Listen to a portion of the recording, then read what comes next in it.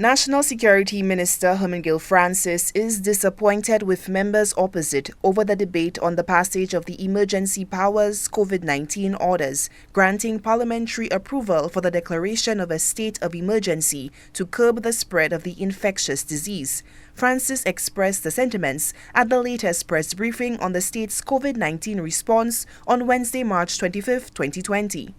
I must say that I was a little disappointed when I was in Parliament with some of the statements used by some of the opposition members. And we, especially one member, when he said that there was a school of thought on his side that the state of emergency was not necessary.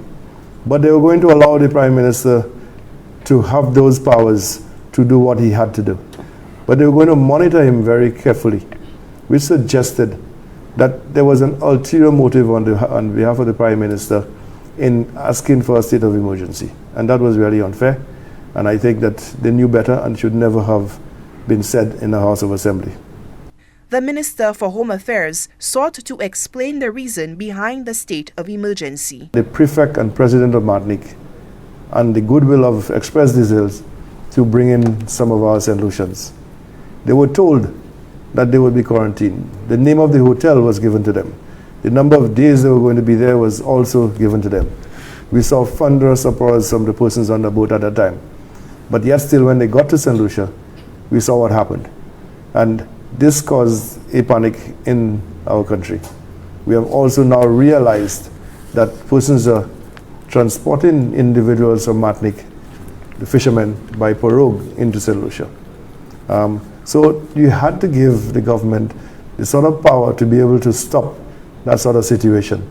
And only the State of Emergency Act would have been able to allow us to do what is necessary to stem this pandemic. So this is the reason why the state of emergency was sought after.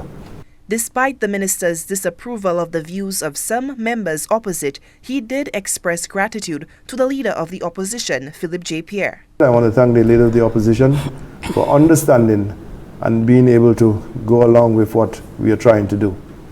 As we noticed that the Prime Minister did make concessions to the leader of the opposition by bringing down the number of days somebody can be incarcerated having been arrested under the state of emergency.